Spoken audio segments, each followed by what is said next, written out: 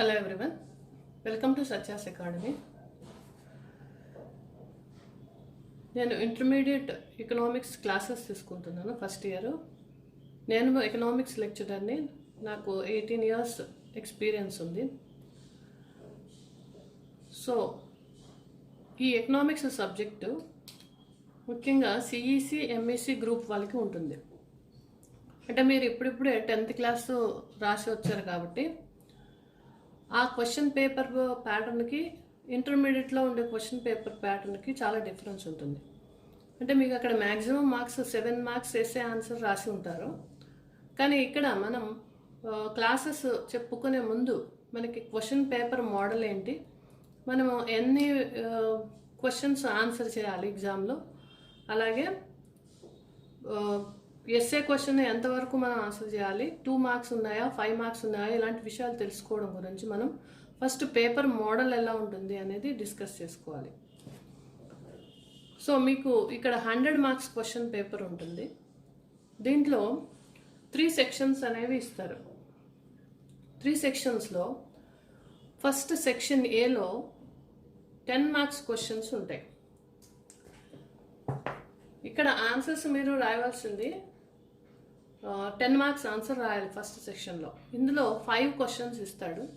ఈ 5 questionsలో మీరు ఆన్సర్ చేయవలసినవి 3 questions, అంటే 2 choice ఉంటుంది. సో 3 sectionsలో కూడా చాయిస్ ఉంటాయి. అయితే ఫస్ట్ సెక్షన్లో ఎస్ఏస్ మీరు 3 ఆన్సర్ చేయాలి, 2 choices ఉంటాయి. So out of 5 you have to answer 3 questions. So weightage of the marks is 3 into 10 30, అంటే 30 మార్కులు ఫస్ట్ సెక్షన్. సెక్షన్ ఏ 30 marks. సో సెక్షన్ బిలో మీకు 5 marks ఆన్సర్స్ ఉంటాయి. సో ఈ 5 marks ఆన్సర్ని 8 ఆన్సర్ చేయాలి మీరు. దీంట్లో వాళ్ళు ఇచ్చే క్వశ్చన్స్ ఎన్ని అంటే 1 to 5 సీరియల్ నెంబర్ నుంచి 1 to 5 వరకు సెక్షన్ ఏ ఉంటుంది. 6th సీరియల్ నెంబర్ నుండి 17 సీరియల్ నెంబర్ వరకు సెక్షన్ బి. దీంట్లో మీరు ఆన్సర్ చేయవలసినవి 5 marks. ఎన్ని ఆన్సర్ చేయాలి అంటే 8 questions ఆన్సర్ చేయాలి. టోటల్ 12లో 8 questions ఆన్సర్ చేయాలంటే 4 questions చాయిస్ ఉంది ఇక్కడ 5 marksకి. సో మనకి మార్క్స్ ఎంత అలాటెడ్ సెక్షన్ బికి అంటే 8 into 5 40 marks సెక్షన్ బిలో అలాట్ చేశారు. సో ఇక్కడికి ఎన్ని అయినట్టు 30 + 40 70 marks ఇక్కడ అయిపోయినాయి. Next coming to the section C, serial number ప్రకారం 17 questions వచ్చినాయి ఇక్కడ. సెక్షన్ సిలో 18 to 37 అంటే 20 questions ఆల్మోస్ట్ ఇక్కడ ఉన్నాయి. సెక్షన్ సి కంటే కంప్లీట్లీ 2 marks questions, అంటే 2 marks క్వశ్చన్ మీకు ఐడియా ఉంటుంది, ఆల్రెడీ 10th క్లాస్లో కూడా రాసి ఉంటారు. సో ఇక్కడ 20 questions ఉంటాయి. క్వశ్చన్ పేపర్ సీరియల్లో మాత్రం 18 to 37, ఈ 20 questions 2 marksవి. ఇవి మీరు ఎన్ని ఆన్సర్ చేయాలి అంటే 15. సో 15 2 marks క్వశ్చన్స్ మీరు ఆన్సర్ చేయాలి ఉంటుంది. అంటే 15 2 marks క్వశ్చన్స్ అంటే 15 into 2 30 marks. So 30 + 40 + 30 100 marks question paper ఉంటుంది. సో దీనికి మీకు అలాట్ చేసిన టైం ఇస్ 3 hours. సో 3 hoursలో మీరు ఆల్మోస్ట్ ఇక్కడ 3 + 8 11 + 15. సో ఎన్ని అయినట్టు 11 + 15 అంటే approximately almost all 26 to 27 questions మీరు ఒకవేళ చాయిస్ కూడా రాస్తే. సో మీరు ఇన్ని 26 questionsని ఆన్సర్ చేయాల్సి ఉంటుంది వితిన్ 3 hours టైం పీరియడ్. కాబట్టి మీరు ఆన్సర్ ఎంత పర్ఫెక్ట్గా ఉంటే ఈ టైంలోపు మీరు ఆన్సర్ చేయగలుగుతారు. సో ఇక్కడ మనం ఒక విషయం అబ్జర్వ్ చేసుకోవాలి. 10 marks క్వశ్చన్ మనం ఎంత పెద్దగా రాసినా ఎంత బాగా రాసినా మనకు వచ్చే మార్క్స్ మ్యాక్సిమం 9 marks అలాట్ చేస్తారు. Very rare cases 10 marks. 5 marks క్వశ్చన్లో కూడా మ్యాక్సిమం స్కోర్ చేసే అవకాశం ఉంటుంది. ఇక్కడ వచ్చేటప్పుడు 2 marks క్వశ్చన్ మీరు ఇంపార్టెంట్ పాయింట్ రాస్తే మీకు 2 marksకి 2 వచ్చే అవకాశం ఉంటుంది. కాబట్టి ఎవరైనా సరే 2 marks మీద ఎక్కువ ఫోకస్ చేసుకోవాల్సి ఉంటుంది. ఇక్కడ మీరు పర్ఫెక్ట్గా 15 ఆన్సర్స్ రాస్తే మీకు వచ్చేవి పర్ఫెక్ట్ ఎగ్జాక్ట్లీగా 30 marks, 30 out of 30 you can gain. ఇక్కడ మీరు 40 వచ్చినా ఎస్ఏ ఆన్సర్స్లో 3 into 9 27 marks వచ్చినా సరే మీకు అవుట్ ఆఫ్ 100 97 to 98 marks మీకు తెచ్చుకోవచ్చు. అయితే కొంతమందికి అంత కెపాసిటీ ఉండకపోవచ్చు. కొంతమంది పాస్ గ్యారంటీగా పాస్ పర్సంటేజ్ చాలు అనుకునే వాళ్ళు కూడా ఉంటారు. So main important thing for this video is, ఎవరు ఇంపార్టెంట్ క్వశ్చన్స్ కావాలనుకున్న వాళ్ళకి, అలాగే మ్యాక్సిమం మార్క్స్ గెయిన్ చేయాలనుకున్నా లేదా పాస్ చేయాలనుకున్నా, ఎవరికైనా సరే ఎగ్జామినేషన్ రాసేటప్పుడు కొన్ని టిప్స్తో రాయాల్సి ఉంటుంది మీరు ఎగ్జామ్. ఎందుకంటే సోషల్ సైన్సెస్ మనం గుర్తుపెట్టుకోవడం చాలా కష్టం. కాబట్టి మీకు ఇందులో ఏ క్వశ్చన్స్ ఇంపార్టెంట్ ఉంటాయి, ఏవి గ్యారంటీగా వస్తాయి, ఇవన్నీ కూడా చెప్పగలుగుతాం. కాబట్టి మీరు ఏ పాయింట్, ఏ ఫ్రేజెస్ని ఎక్కువగా గుర్తుపెట్టుకుని వాటిని ఎలా ప్రజెంట్ చేయాలి ఎగ్జామినేషన్లో ఈజీగా అనేవి కొన్ని సింపుల్ ట్రిక్స్ ఉంటాయి. వాటిని ఫాలో అయితే అందరం మంచిగా సక్సెస్ ఎగ్జామ్లో గెయిన్ చేయొచ్చు. సో ఫస్ట్ ఆఫ్ ఆల్ మీరు పేపర్ మోడల్ని ఐడియా పెట్టుకుని దాన్ని బేస్ చేసుకుని ఆన్సర్స్ని చదువుకోవాలి. సో మనం వైల్ టేకింగ్ ద క్లాసెస్ ఏమేమి క్వశ్చన్స్ని ఎంతవరకు ఆన్సర్ చేయాలి, ఏ పాయింట్స్ ఆన్సర్ చేయాలి, ఏవి రాస్తే ఎన్ని మార్క్స్ వస్తాయి, ఈజీగా ఎగ్జామ్ని ఎలా అటెండ్ చేయాలి, ఇలాంటివన్నీ కూడా మనం ఫర్దర్ క్లాసెస్లో డిస్కషన్ చేద్దాం. Important questions and A chapter నుండి ఏ క్వశ్చన్స్ వస్తాయి, ఏ చాప్టర్ నుంచి మ్యాక్సిమం క్వశ్చన్స్ వస్తాయి, వెయిటేజ్ ఎంత, బ్లూ ప్రింట్ ఎంత, ఇవన్నీ కూడా మనం క్లాసెస్ తీసుకునేటప్పుడు వీటిని మనం డిస్కస్ చేసుకోవచ్చు. సో ఫస్ట్ క్లాస్లో, ఇది క్లాస్ 1, దీంట్లో మీకు పేపర్ మోడల్ ఎక్స్ప్లెయిన్ చేయాలని అనుకున్నాను. So this is the paper model for first year intermediate economics. మీకు సిలబస్ లాస్ట్ ఇయర్ మారింది కాబట్టి ఈ ఇయర్ సిలబస్ మారదు. So we can directly go to the classes. So first today we will discuss about the introduction of economics. Now, introduction of economics. First understand the concept of economics. Economics ante enti ane vishayanni manam first mana simple day to day activities ni base cheskoni ardham cheskone prayatnam cheddam. So economics ante basic ga the definition is this: economics is the study of relationship between satisfying unlimited wants and limited resources. So satisfying unlimited wants and limited resources, these are also having alternative uses. అంటే ఈ పదాన్ని ఇప్పుడు మనం అర్థం చేసుకునే ప్రయత్నం చేద్దాం. So all of us are doing some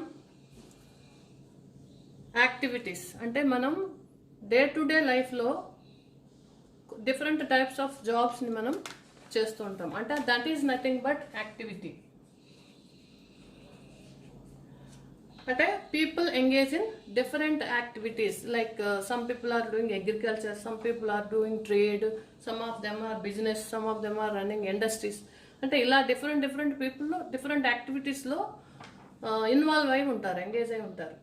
అయితే ఈ యాక్టివిటీస్లో ఇన్వాల్వ్ అవ్వడానికి మెయిన్ మోటివ్ ఏంటి? To earn money. అంటే మనీ సంపాదించడం కోసం ఈ డిఫరెంట్ యాక్టివిటీస్ అనేవి పీపుల్ చేస్తూ ఉంటాం. ఈ మనీ వచ్చిన తర్వాత what do you do with this money? Purchases, అంతే కదా. సో ఈ మనీ ఎందుకు గెయిన్ చేస్తున్నామంటే want to satisfy our wants.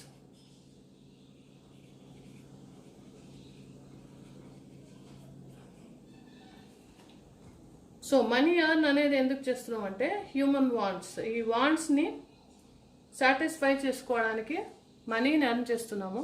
ఈ మనీతో ఈ ప్రాసెస్లో మనము day to day goods and సర్వీసెస్ని పర్చేజ్ చేస్తున్నాం.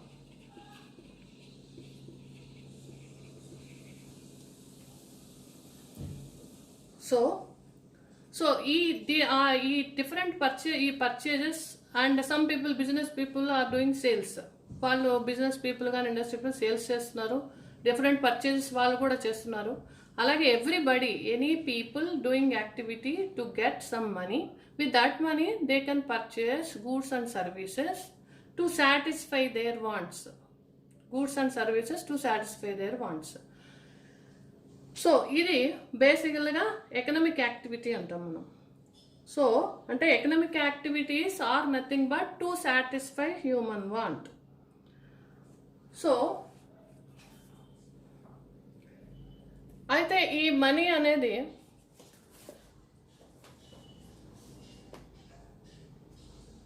అనేది లిమిటెడ్గా ఉంటుంది, కానీ వాంట్స్ అనేవి అన్లిమిటెడ్గా ఉంటాయి. Wants unlimited, money is nothing but, this is nothing but resource, the resource which satisfy our want. అంటే మన రిసోర్స్లో మనం in our language, in our human being తీసుకుంటే మనీ తీసుకోవచ్చు. So unlimited wants, limited resources. అంటే వాంట్స్ అన్లిమిటెడ్ అంటే for example a person is getting 20,000 per month, 20,000 rupees. But with this 20,000 rupees, he want to get more and more goods and services. కానీ ఎక్కువ ఎన్నో కావాలనుకుంటాడు. అంటే for example if he with that basic needs, so with this money he has to fulfil his basic needs. After this first ప్రాథమిక అవసరాలు అంటే food, shelter and cloth. First ఇవి fulfil చేసుకోవాలి. తర్వాత after fulfilling this basic needs he will go for comforts.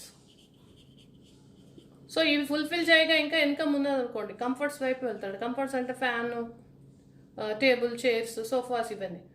ఇవి కూడా fulfil అయిన తర్వాత ఇంకొక వాంట్, అదేంటిది luxuries. So to fulfil these all these types of wands the resource is very limit. So how he is efficiently utilize these limited resource to satisfy these unlimited wants is nothing but the economics. It is the study of relationship between unlimited wants and limited resources which are having alternative uses.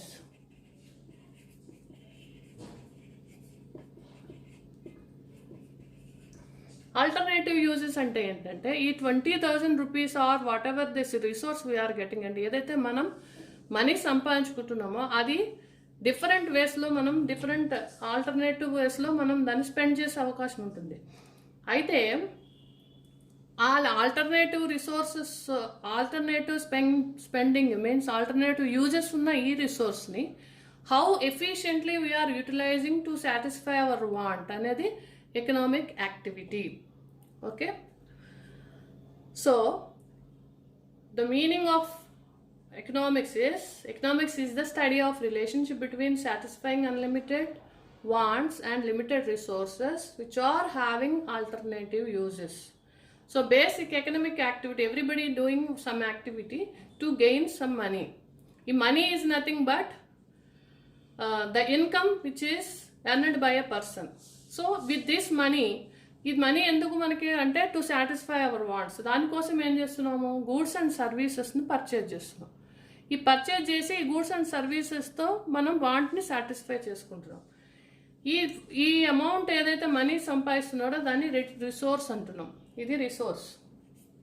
These are wants. అంటే wants are 3 types: basic needs, comforts and luxuries. అయితే one want satisfy అయిన తర్వాత అది అక్కడ stop అవుతుందా? లేదు, ఇంకొక want arise అవుతుంది, కంఫర్ట్స్ కావాలనిపిస్తుంది. నెక్స్ట్ కంఫర్ట్స్ కూడా వచ్చిన తర్వాత లగ్జరీస్ వస్తున్నాయి. కాబట్టి దీన్ని అన్లిమిటెడ్ అంటున్నాం. మన వాంట్స్ అనేవి అన్లిమిటెడ్. ఒక వాంట్ సాటిస్ఫైకి ఇంకొక వాంట్ జనరేట్ అవుతుంది. కాబట్టి ఈ అన్లిమిటెడ్ వాంట్స్ని with this limited resource, nothing but income, how we are utilising properly or effectively or optimally అనేది ఎకనామిక్ యాక్టివిటీ అని చెప్తాం. ఇది ఎకనామిక్ యాక్టివిటీ అనేది ఇంట్రడక్షన్. ఓకే,